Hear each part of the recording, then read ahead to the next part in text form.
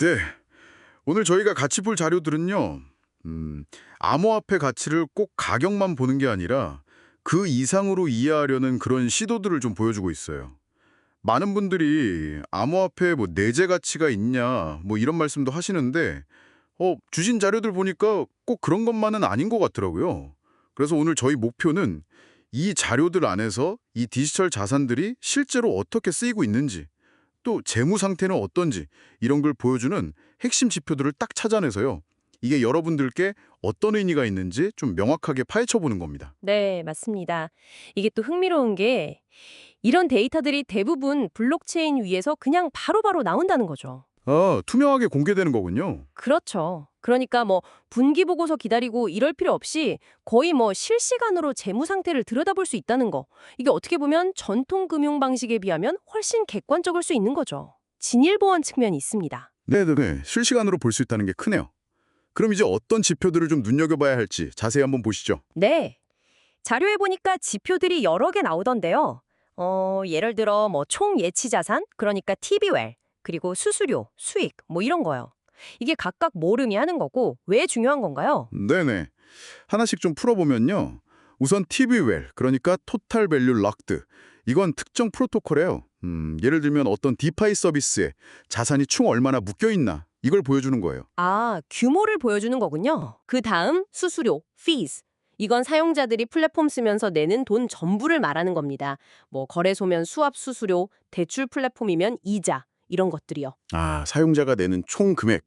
그럼 이 수수료가 다 프로토콜의 수익, 그러니까 레베뉴가 되는 건 아닌가 보네요. 아, 정확히 보셨어요. 그게 아주 중요한 포인트인데요. 네네. 수익, 그러니까 revenue는 그 전체 수수료 중에서 실제로 프로토콜 운영 주체, 뭐 팀이라든지 재단, 아니면 토큰 홀더들 이쪽으로 직접 들어가는 돈을 말합니다. 아하. 수수료 중에 꽤 많은 부분이 사실 유동성 공급자 같은 다른 참여자들한테 다시 돌아가는 경우가 많거든요. 그래서 이 둘을 꼭 구분해서 봐야 진짜 프로토콜이 얼마나 버는지 알 수 있는 거죠. 그렇군요.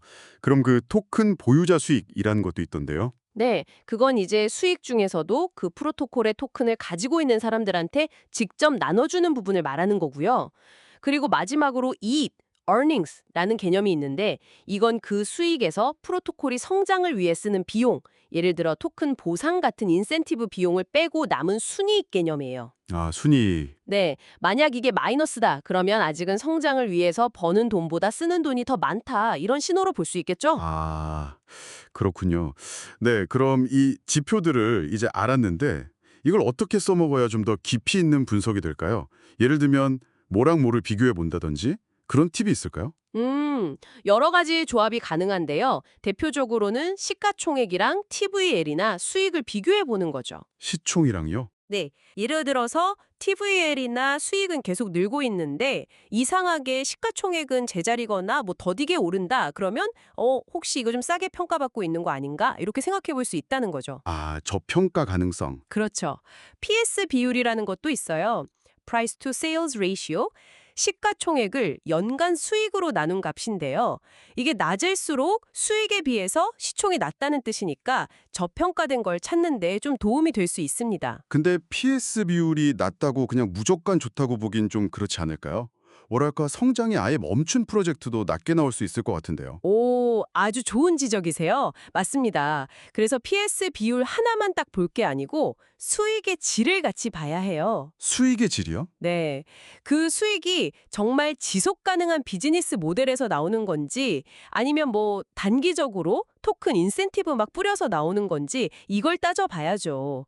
그래서 아까 말씀드린 수익이랑 인센티브 지출을 비교해서 이익 earnings가 플러스인지 보는 게 중요합니다. 아, 그 이익이 플러스냐 마이너스냐. 네. 초기 프로토콜이야 뭐 성장을 위해 마이너스일 수 있지만 장기적으로는 당연히 수익성을 보여줘야 이게 지속 가능하겠죠. 흥미롭네요. 이거는 약간 개별 프로토콜, 그러니까 뭐랄까 개별 서비스나 기업을 분석하는 느낌인데 혹시 그게 아니라 이더리움이나 솔라나 같은 블록체인 네트워크 그 자체를 평가하는 지표는 좀 다른가요? 네, 완전히 다릅니다. 프로토콜 분석이 약간 개별 기업 분석 같다면 체인 분석은 뭐랄까 한 국가의 경제 전체를 보는 거랑 좀 비슷해요. 아, 국가 경제요? 네. 그 체인 전체의 경제 활동을 봐야 하니까요. 중요한 지표로는 체인 수수료랑 MEF라고 블록 생성 과정에서 추가 이익이 생기는데 이걸 합친 값 리뷰라고 있어요. 사용자들이 그 네트워크 쓰려고 얼마를 내는지 보여주니까 이건 네트워크 수요의 바로미터죠. 네, 수요. 그리고 앱 수익이라는 것도 있는데 이건 그 체인 위에서 돌아가는 모든 앱들이 벌어들인 총 수익을 합친 거예요. 이건 뭐랄까 그 체인의 GDP 같은 개념으로 볼 수 있습니다. 경제 규모를 보여주는 거죠. 와, 체인의 GDP라니 비유가 확 와닿는데요. 그렇죠. 그리고 또 하나 중요한 게 브릿지된 TVL이라는 건데요. 브릿지된 TVL. 네, 이건 그 체인의 원래 코인, 뭐 이더면 이더, 솔라나면 솔 이런 거 말고요. 외부에서 다른 체인이나 뭐 스테이블 코인 같은 게 흘러들어온 자산의 총 가치입니다. 이게 진짜 외부 자본이 얼마나 들어왔는지 보여주는 중요한 지표 중 하나예요. 아, 외부 자본 유입 규모. 네, 스테이블 코인 공급량 자체도 실제 경제 활동, 사용성을 보여주는 데 중요하고요. 그래서 핵심은 체인을 분석할 때는 이런 자산 규모 지표들, 예를 들어 브릿지된 TVL이나 스테이블 코인 규모 같은 거랑 실제 사용량 지표들, 그러니까 리뷰나 앱 레베뉴, 덱스 거래량 같은 거예요. 이걸 같이 봐야 한다는 겁니다. 균형이 중요하군요. 맞아요.